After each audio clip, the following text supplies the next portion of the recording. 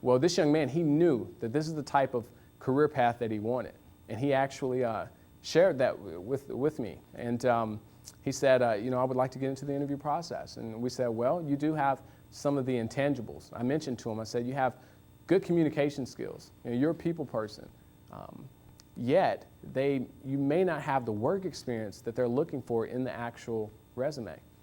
And he said, well, if you can just get me into the interview process, I'll do the best I can to show them what I have and show them what I can do. And so we did just that. So we actually, at Athletes for Hire, we're fortunate enough to work with some of those major pharmaceutical sales companies that you've probably heard of from time to time.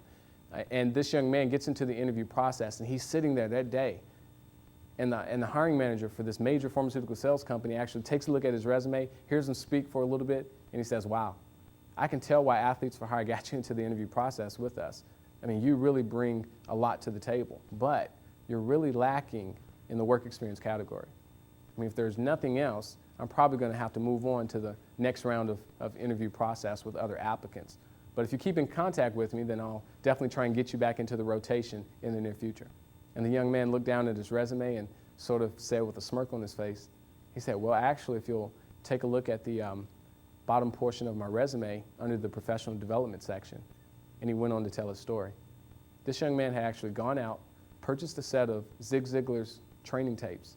And most of you've heard of Zig Ziglar before. I mean, it's a pretty good motivational speaker, also a very prominent salesperson. This young man had rehearsed these tapes and joked around the interview process that day, and he said, I can probably sell you this ink pen in my hand to you for about $3. He believed he was that well off because of some basic sales training tapes. He sold himself that day in the interview process, and he got the job.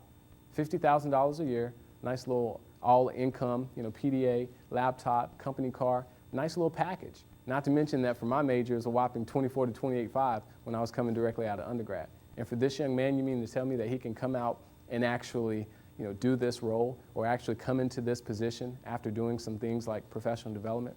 Well, professional development is all around you. So for some of you all that are business majors, think about picking up the Wall Street Journal from time to time. Or if you're interested in working in that wonderful world of sports, why not pick up the Sports Business Journal and learn the business side to sports in some aspects? Education majors, you've got different curriculums, different lesson plans that you can become a little bit more accompanied with as well.